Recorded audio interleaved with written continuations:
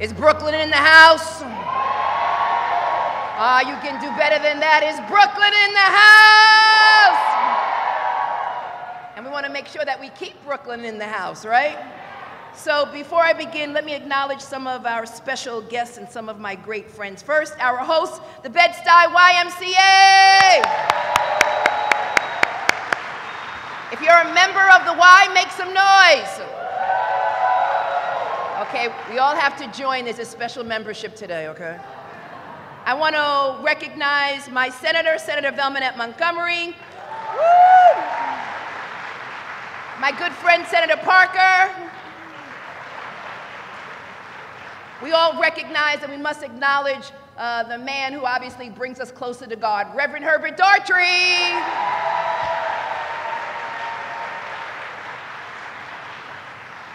Assembly member, let's take this picture. A round of applause, yes. Assembly member Maritza Davila. Woo! The chairman of the Black, Puerto Rican, and Asian Caucus, Assembly member Nick Perry.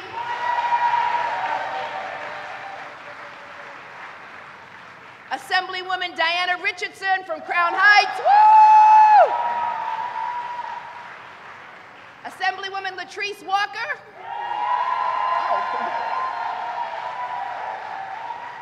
All lovely in blue.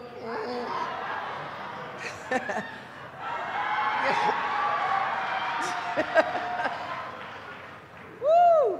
And from Bed-Stuy, your own Assemblywoman Tremaine Wright. Woo!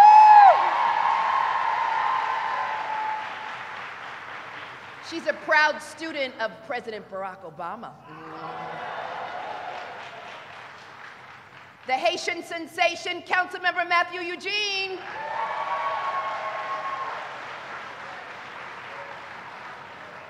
And the members of the Vital Brooklyn Steering Committee, former Assembly member and a very good friend who still lives in Brooklyn, former Assembly member Darrell Towns. Mr. Herb Barbat, are you here? Yes. And because we love labor, Jill Farilia from the nurses. Woo! I see Interfaith in the house, my nurses.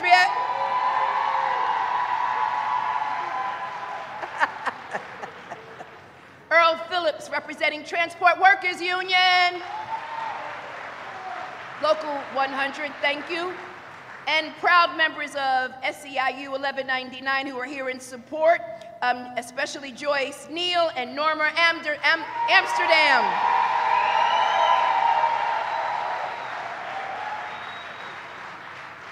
And one of the coolest attorneys in the entire state of New York, Alfonso David, counsel to the governor. The Deputy Secretary for Health and Human Services, Paul Francis. One of my friends I used to work with in the DA's office, Richard White, the Deputy Secretary for Public Safety. We all know him and love him. He's a former Assembly member and a man of God, ladies and gentlemen, Reverend Kareem Kamara.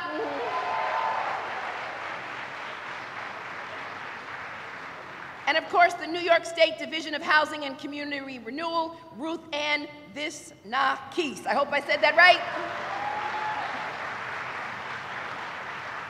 And because we all love parks and green space, the New York State Office of Parks, Recreation, and Historic Preservation, the Commissioner, Rose Harvey. And the Interagency Coordinator for Non-for-Profit Services, Fran Barrett.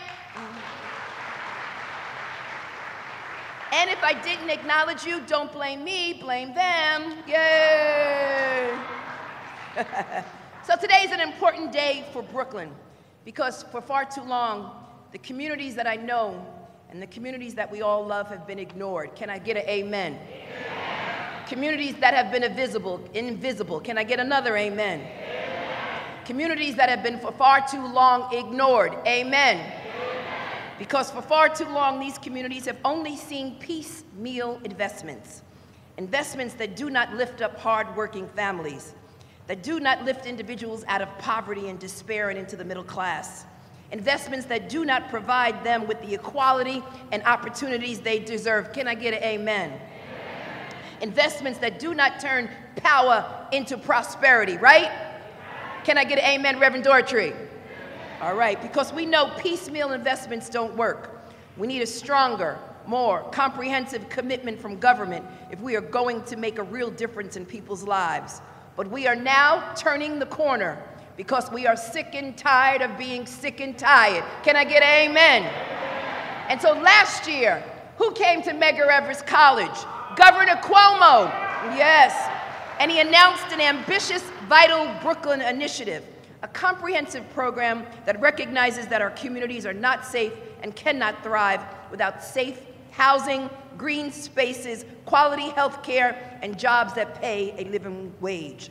The initiative that we are discussing today represents the largest ever investment in the central Brooklyn community. No, I don't think you heard me. I don't think you heard me. Is rent too damn high? Yes. There you go. The initiative that we are discussing today represents the largest ever investment in central Brooklyn.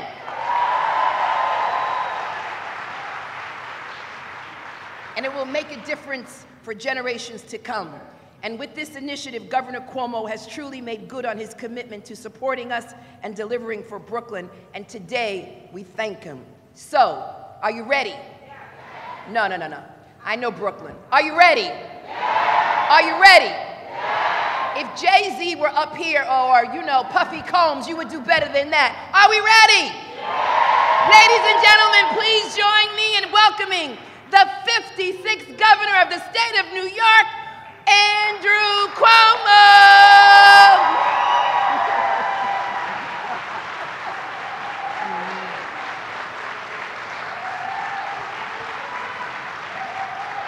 Thank you.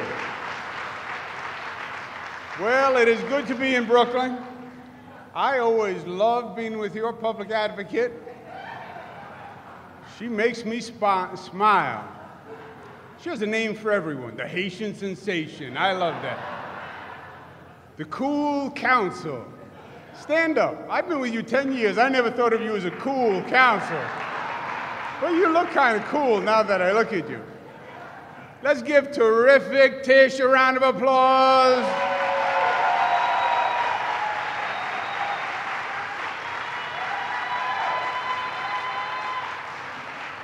She is doing a great job. You're going to hear from two great elected officials, Walter Mosley and Robert Cornegy. Let's give them a round of applause. Nick Perry, who's the dean of the delegation. Let's give him a round of applause. All my colleagues in the Senate, the Assembly and the Senate, Senator Parker's almost smiling today. Look at that. I wonder why. Let's give them a round of applause. It is a pleasure to be back in Brooklyn. I did a lot of work here as a young man, and we have a lot of activities that are going on. But once in a while, you get to do something in this job that really excites you, and that is creative and different, and is really going to make a difference in people's lives. And that's what gets me out of bed in the morning, when you know that you're going to do something that actually helps people, and something that is real.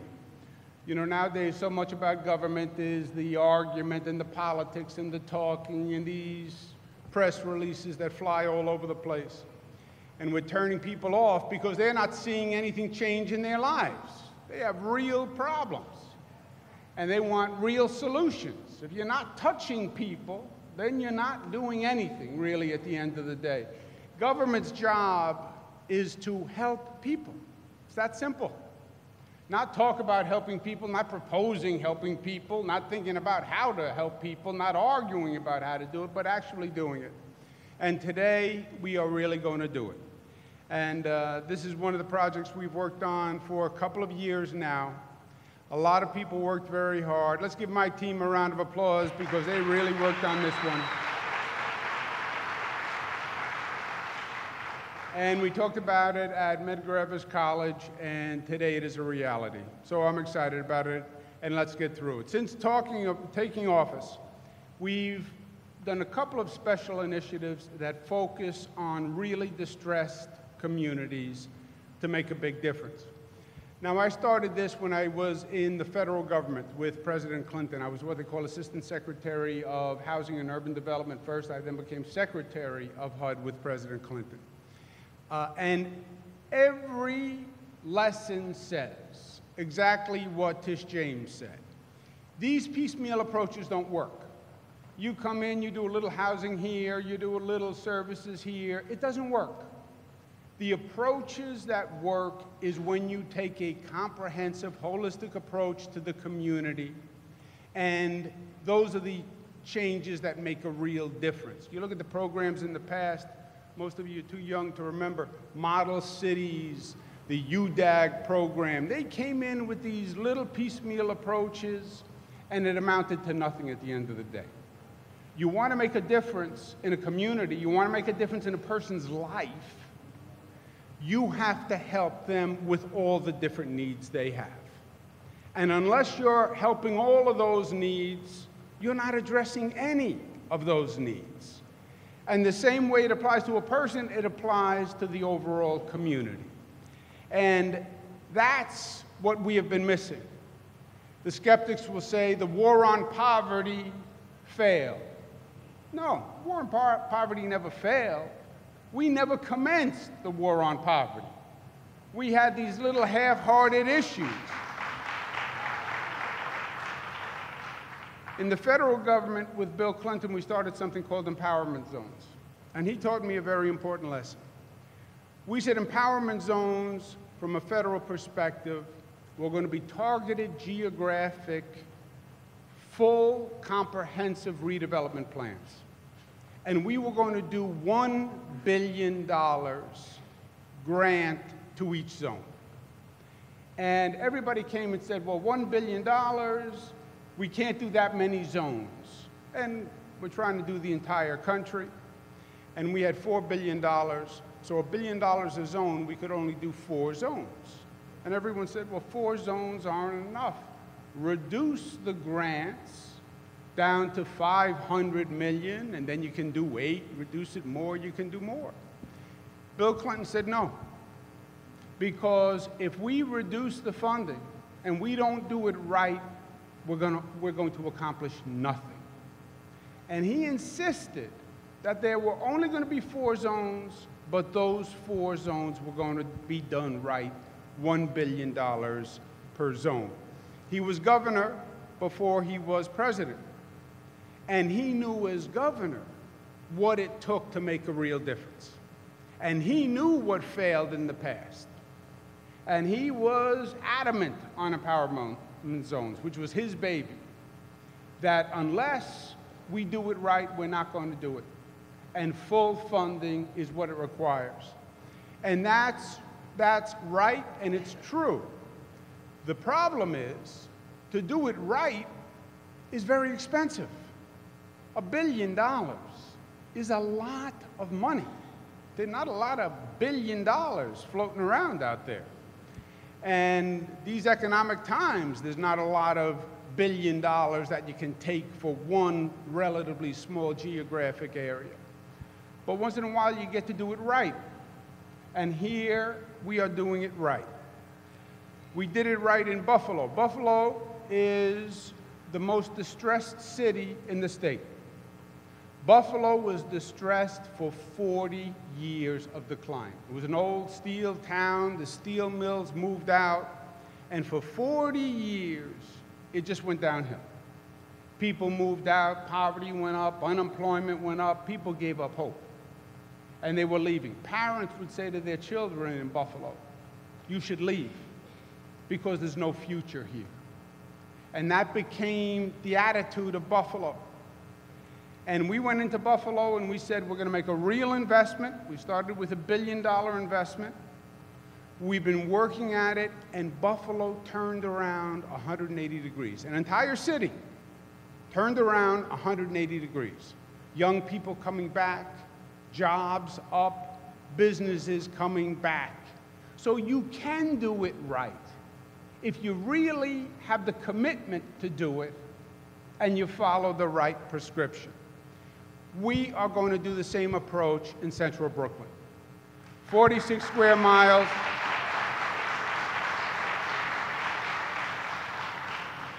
Why?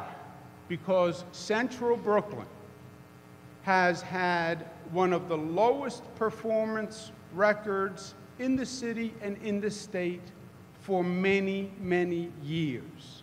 You look at the key factors: unemployment, families who are receiving SNAP, physical inactivity index, number of murders. Central Brooklyn far outpaces any place in the city, almost any place in the state. So if you have to target, go to the place where you have the greatest need, and that is central Brooklyn. Now, I started my public career in Brooklyn many, many years ago.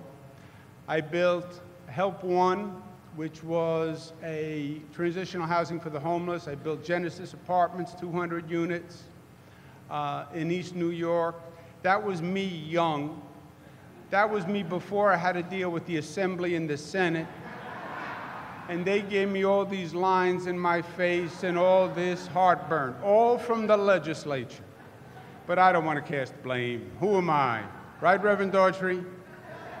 Someone else will cast blame and hold them accountable for what they did to the poor governor. That was me the day before I took office as governor. Look at that. But that's where I started. I was in my 20s, and East New York, 7-5 precinct, it was really tough back then. But I also saw the potential. And I knew that we could turn around people and we could turn around the community if we took the time and we had the political will. We announced Vital Brooklyn in 2017. We started a community planning process. We had community meetings all through central Brooklyn. 100 stakeholders came to the table. I want to thank the Assembly and the Senate. They led the charge. They did a great, great job.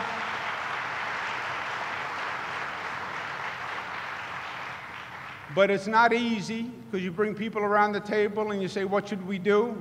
You bring 10 people around the table, they have 12 opinions. But they did it, and it worked out extraordinarily well, and it guided the entire process. Let's give them another round of applause and thank them.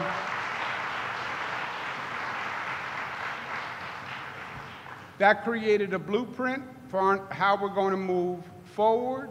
And the starting point was we're going to have a comprehensive approach. It starts with affordable housing, resiliency, open space recreation, education, youth development, community-based violence prevention, because it starts on community-based approaches, economic empowerment, job creation, and healthcare, healthy food. If you can coordinate all those needs and provide all those services, now you're really treating the individual, which means you're really helping the family, which means you're really helping the community. And that's what doing it right is all about. We start with housing because housing is where it starts, right? They talk about the school to prison pipeline. It starts in the home, having the right housing, having the right environment, having the right support. And that's where we're going to start. We need affordable housing because our people are being displaced. Gentrification is everywhere.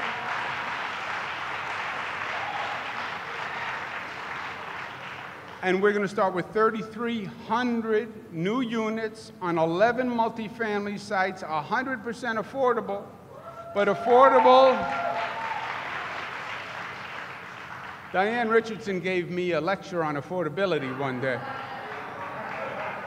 It is in the Diane Richardson lecture series, which is online.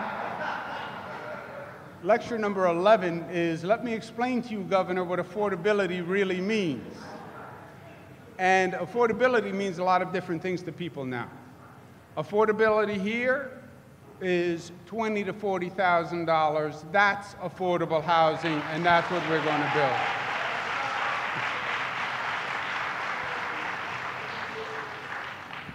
We have RFPs that are going to go out based on community input. developments are going to include community facilities and open space. So it's not just going to be housing, it's going to be a housing complex that has community space and facilities that helps the entire community. On NYCHA housing, the state has made an unprecedented $550 million state investment.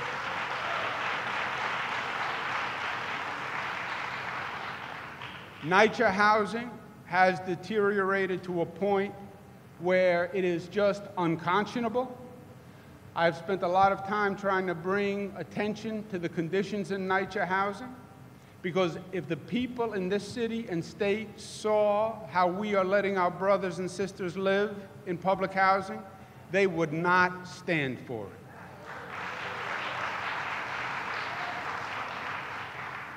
So the state made an unprecedented commitment. The federal government is now doing an investigation of New York City Public Housing Authority. As soon as that is finished, one way or the other, then we're going to develop a final approach on how we can help, because I want to make sure we have the most coordinated approach that we can have. Not that the federal government is doing one thing and the state is doing something else and the city is doing a third thing. So, but we have $550 million and we are ready to go to make a difference. And I applaud the legislature, because the state has no role in public housing legally. It's federal and it's city. And we have 150 public housing authorities within the state, and we never fund public housing authorities. But NYCHA was so bad, the legislature and I wanted to say, we recognize this is a crisis. It's a health crisis. It's a human crisis. Forget the law. We're going to step up to the plate and do the right thing. And that's what the $550 million is.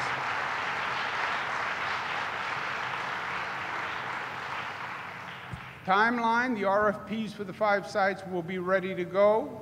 2,300 units. This summer, the second set of RFPs is going to go out for the second 1,000 units. So there will be 3,300 units that are going to start literally this month in development.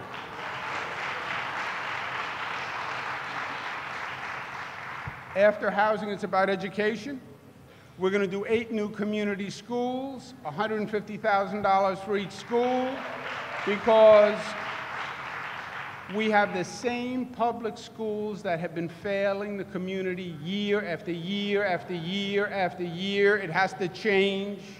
We have to understand that there's a different vision for a public school in a distressed community. It has to do more. It has to provide more services. So we call them community schools, because it's not just about education. It's after-school programs. It's programs in the evening.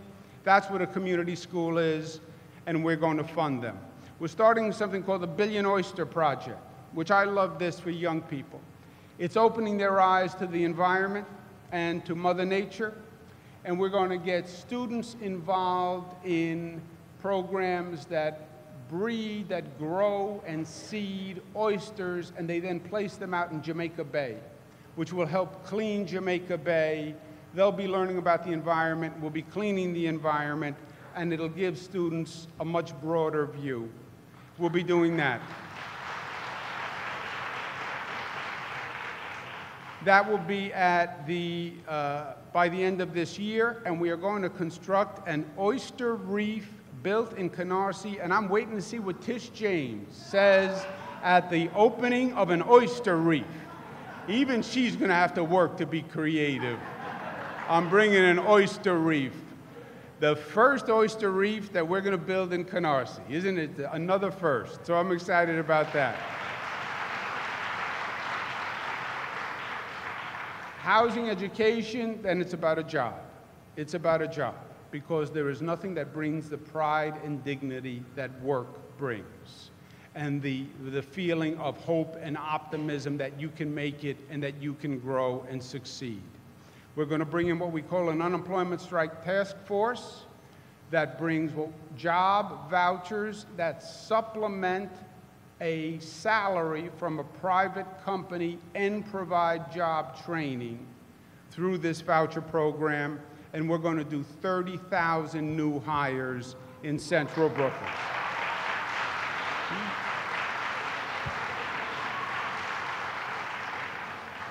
We're going to train 1,900 workers through CUNY and community-based organizations. We're going to do green job training grants and train NYCHA youth for clean energy jobs, because that is the future, clean energy. And we're going to start that this month, and in November, by November, we're going to have all the work training programs up and running. Resiliency, we learned our lesson the hard way with Mother Nature, with Hurricane Sandy. I don't believe that was the last event. I believe that is going to be the future for us. I can't tell you how many natural events I've been to, natural disasters. Every time I go, they say this is a 100-year flood. I go to about 5 100-year floods a year now. So something is up with Mother Nature. It's climate change, or Mother Nature had a nervous breakdown, but we are dealing with a different reality when it comes to the environment, so we want to build resiliency into our communities, and we're going to do that. Open space and recreation is a big part of the health of the community. Being able to exercise, being able to get out, to have some open space. There's too little of it in central Brooklyn. We're going to build 8 new community playgrounds, 22 community gardens, 4 recreation facilities, 5 additional acres of open space as part of the new affordable housing. So there'll be open space and recreation. This is going to begin this year, and it'll be done by the end of next year. We're also working on something that has me excited, working with the federal government to secure a major waterfront parcel. I don't want to give up the surprise, but it would be the largest state park in Brooklyn, and it is a beautiful, beautiful site, and we're going to get it done, and we're going to have more to say in the coming months on this.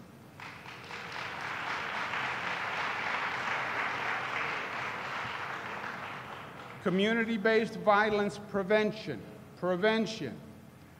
Before the police come, before the young person gets into trouble, before they're in the criminal justice system. Let's prevent the problem from happening in the first place. That's what we have to get to. We're going to invest because it is an investment. Once a person enters the criminal justice system, it's expensive. Their life takes a terrible toll. A state prison cell, $40,000 per year. $40,000 per year. I'd rather spend that money in prevention than in incarceration. $800,000 for social welfare and mental health services. We're going to invest in SNUG programs and additional community-based gun violence programs. $500,000 for youth programming like midnight basketball. My father loved midnight basketball. Creative arts, vocational training. You have to give young people an alternative to the street corner. And you have to give them a place to go and be safe, and that's what we're going to do. And that's going to start this summer, and it's going to be done by the end of the year.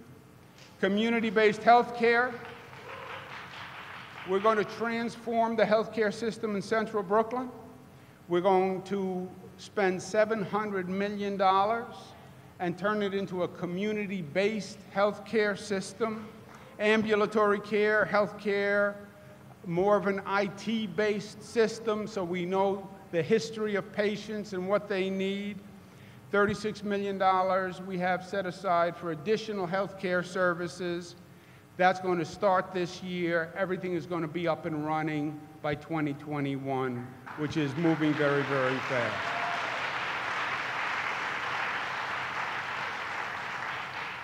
Healthy food. When you look at diabetes, you look at a lot of the issues that we have, they come back to diet and access to good food and green food and a healthy diet. We're going to have 12 new youth-run farmers markets, 22 improved community gardens, health access to healthy foods, a mobile farmers market that will get to people who can't get to a market, And we're going to establish a green food distribution hub in central Brooklyn, which I'm excited about. We're doing that now. We're doing a siting study for the central Brooklyn-based food distribution hub. Anyone has any suggestions? We're open. End of 2018, we're going to have the food insecurity pilot up and running for 12 youth-run markets. We're also putting out an RFP for a mobile market that can get to people, that can get to a lot of the NYCHA housing, et cetera, that will offer green food less expensive than in a grocery store. So it's more healthy, it'll save people money. This is the full list. It's over 8,800 projects just in central Brooklyn. Total investment is the largest ever, $1.4 billion for the 800,000 residents of central Brooklyn.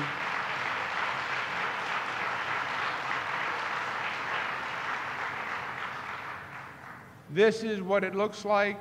Not that that looks like anything to me, but 8,800 projects, the full comprehensive programs that we talked about, spaced all geographically throughout central Brooklyn so everybody has access to them. The RFPs are going out now.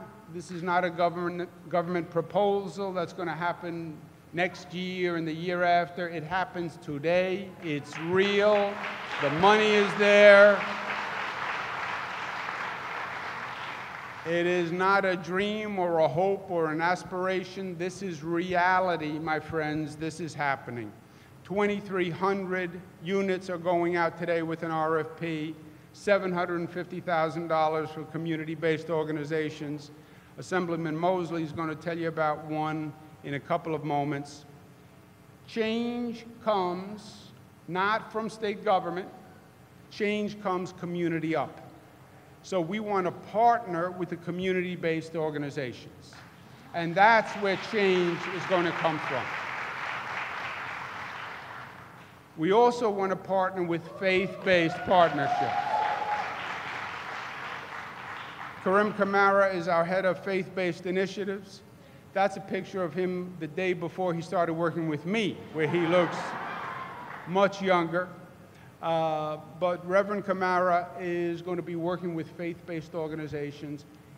They provide the rock in many communities and build on the rock, and the faith-based communities provide the rock. I'd like to see them get more proficient and more expansive in community development and providing housing and providing services, because they are a natural institution of strength. So we're going to be working with them. The next step is a workshop that we're going to do in the next couple of weeks. We're going to bring in the community-based organizations, bring in the faith-based organizations, go through the opportunities to receive government funding so they know how to do it, make it easy to access those funds, because we want to build the infrastructure in central Brooklyn and invest in those organizations already in central Brooklyn, so they are the ones who are providing the services and making them stronger.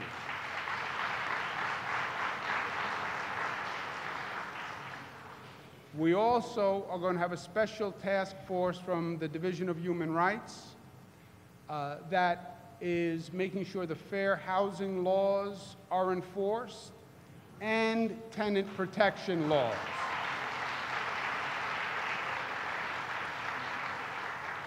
We have too many tenants who are being pressured out of their homes, where the landlord sees a better economic opportunity, and they're pressuring tenants to move out so they can sell the building or convert the building or do whatever.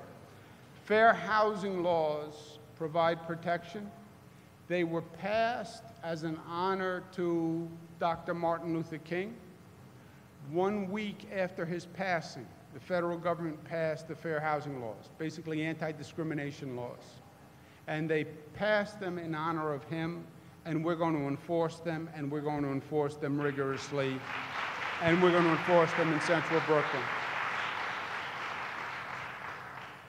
By the end of 2018, This is going to be real-time progress. We'll have made progress in every category by the end of this year. By the end of next year, we'll have done even more. And by the end of 2020, we're going to have it all up and running. It's real. It's happening. It's going to make a difference in the lives of people who have been struggling for too long. This is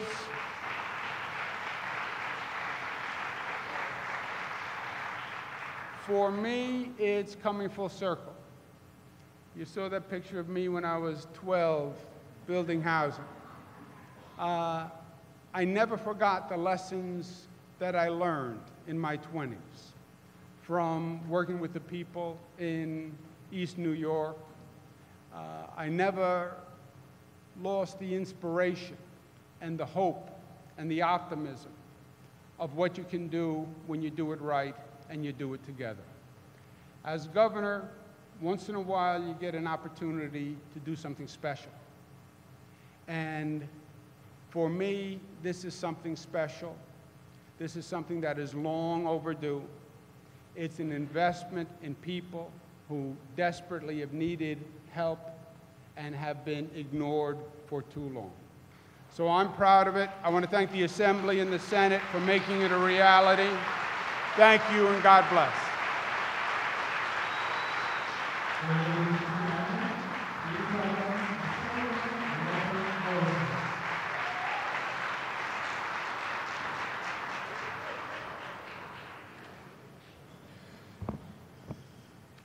Good afternoon, Brooklyn. You know, the governor, when he walked backstage, I said, you know, I think I know how old you are, but it seems like every presentation he introduces or rolls out, it seems like the picture he puts in, he seems to get younger and younger and younger. But with all that being said, he has been a true friend in this process of rolling out this initiative, introducing it in my district in Memphis, in Medgar Evers College, and now rolling it out in another portion of my district this afternoon. And today, we're just taking another step forward to transforming Central Brooklyn in the areas in which we represent and live in an effort to deliver for our families. Central Brooklyn has always played an essential role in the fabric of New York. But for decades, some of our leaders have neglected Central Brooklyn. While other communities benefited from new investments and new projects, they left our community behind. They might have talked about doing something here in Central Brooklyn, but they never followed through. That changed under Governor Cuomo. Under the governor's leadership, New York State is taking action finally and making a transformative investment to strengthen our communities within Brooklyn. With the $1.4 billion investment in this vital Brooklyn initiative, with its comprehensive focus on jobs, affordable housing, resiliency, green space, and more. This is exactly the kind of approach we need to turn Brooklyn around. And it sets a national example for community revitalization and economic growth.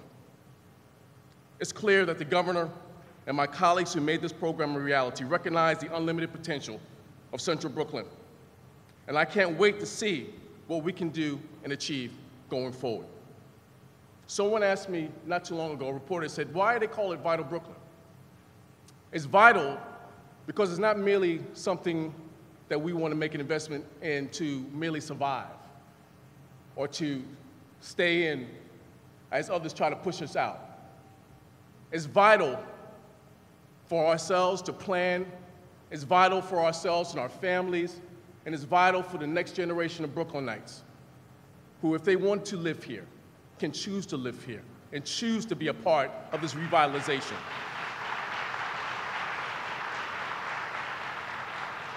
So it is my honor to present to you our last speaker of the day. He's my dear friend. He's the housing chairman of the New York City Council. I introduce to some and present to most my dear friend, New York City Council member, Robert Cornegy.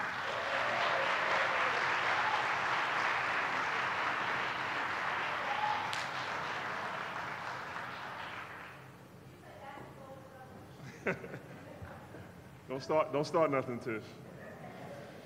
So, good afternoon. Before I read my prepared remarks, I just want to acknowledge a few people who, without them, a day like today is not possible. I want to first acknowledge the president of Interfaith Hospital and the president of One Health Brooklyn, LaRae Brown.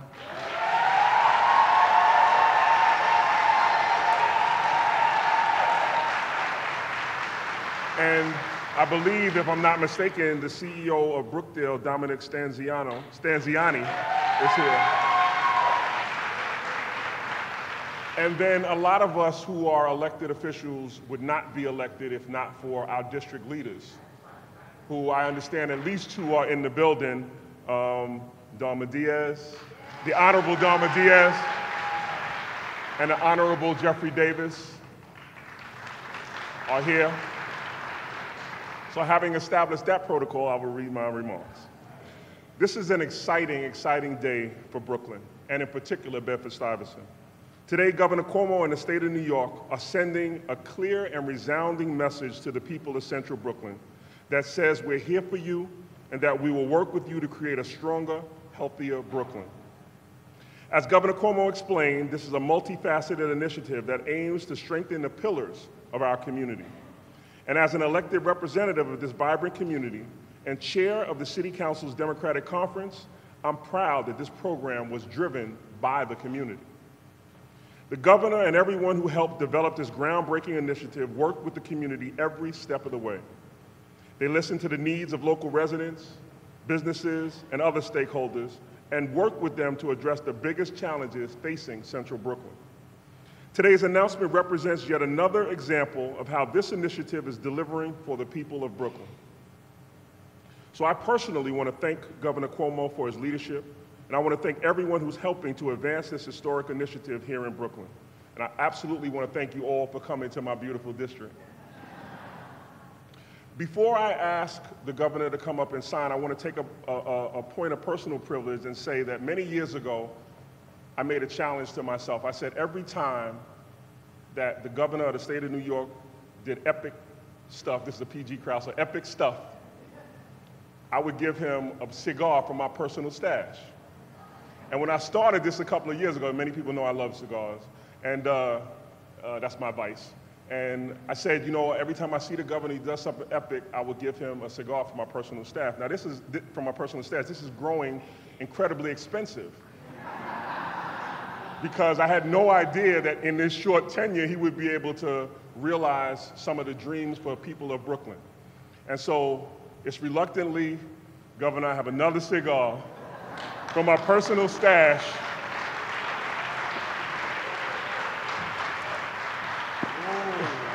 To present to you.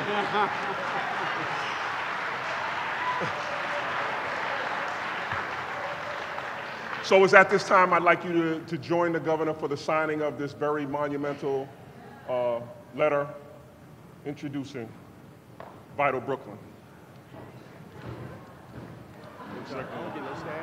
Nah, man. My bad.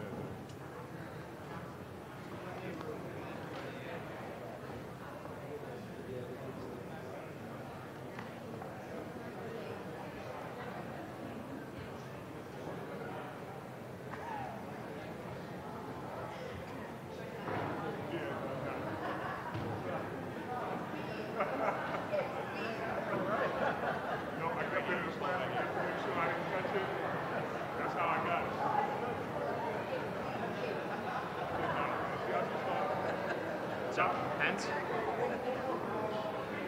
Hey, I'm sorry. Hey, Drew. Hang with the press, right?